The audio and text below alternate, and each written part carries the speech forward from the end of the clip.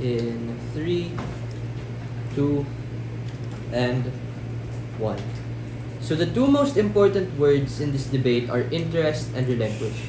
So simply put, if we can prove to you that it is not in the interest of Southeast Asian states, and if we can prove to you that relinquishing territories to China does more harm than good, then we win this debate. Firstly, on the interest of Southeast Asian states.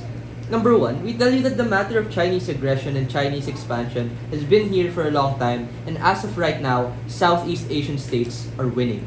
They are winning because China has been wanting these territories ever since the start of the century, and they haven't gotten it yet.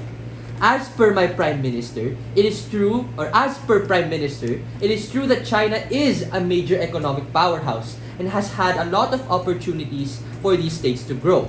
But they added the false caveat that China is going to be rational and fair and just. This is precisely what my Prime Minister explained in his speech. No proper response to that. But before all that, why even is China wanting all of these territories right now? It is precisely because they want those resources that these Southeast Asian countries possess and are abundant in. You can't really say that they're going to work in peaceful collaboration with Southeast Asian states because they literally want to use them to harbor their own resources through China and through China alone. Number 3, on the matter of relinquishing territory being not synonymous to giving up territory. Even if it is a strategic decision, we tell you that the overall perception of this will lead to more harm than good for these countries. Which brings me to my second point. Secondly, let's talk about the matter of relinquishing territories, both land and water, to China.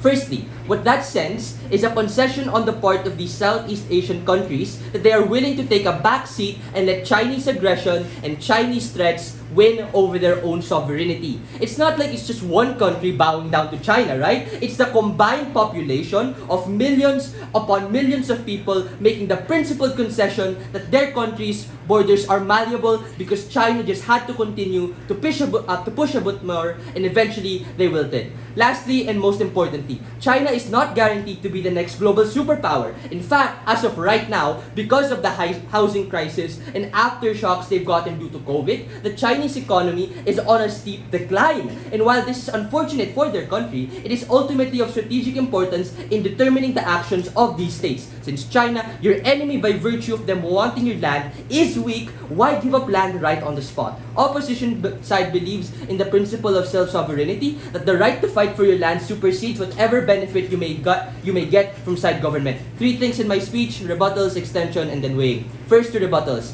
The DPM further contradicts Prime Minister frame, wherein they say that diplomacy is on the table, but at the same time assumes such economic interdependence. We tell you that even if China is a bully and attacking sovereignty, they're still a trade partner. Southeast Asia still continue to import rice and soybeans from China while exporting to them mangoes and pineapples. This shows that despite these conflicts and deadlocks, we're still economically interdependent. This only happens when we stand our ground and fight for our rights. China is driven to strive for economic prosperity, and they realize the size of the market that will be lost if China abandons Southeast Asia.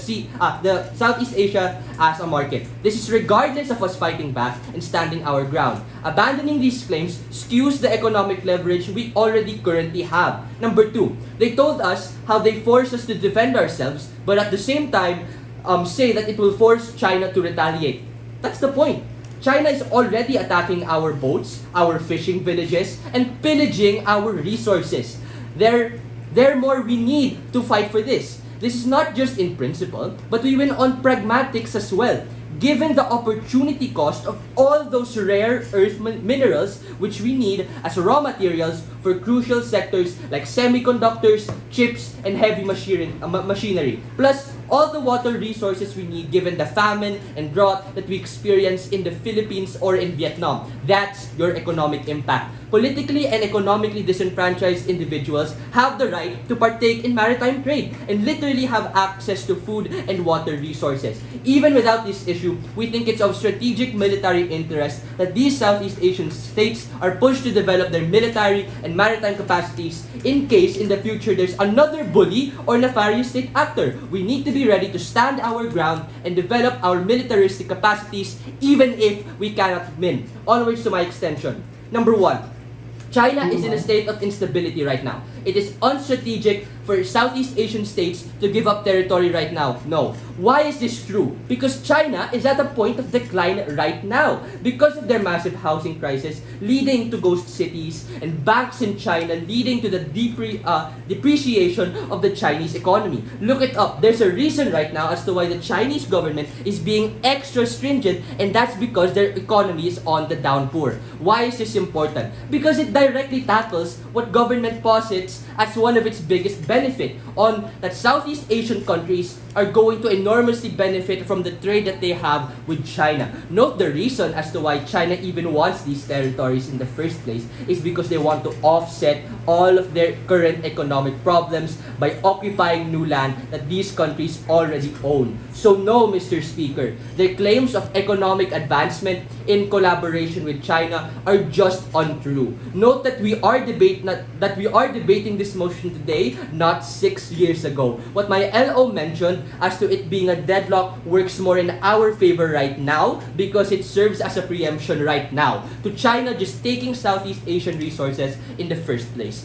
Really quickly, ceding territory to China perpetuates and justifies intergenerational conflict because if they can do it now, then what's stopping them from doing it again in the future? We tell you that the necessary analysis that government lacks is that there exists no guarantee that China stopping at wanting more land will stop once these states give them their territories. Why is that the case? Because that's literally what happened the last time we drew up borders. China was unhappy with the land that they got. They want more for showing Chinese dominance, and as a result of that, that is precisely why all of these disputed land claims came to be. Why the side opposition win in this debate? Because we told you and we outweighed to you all the benefits that you give that government gave on their side, and we tell you why it is just more important for us to stand up for ourselves, for our land, and for our sovereignty. Proud.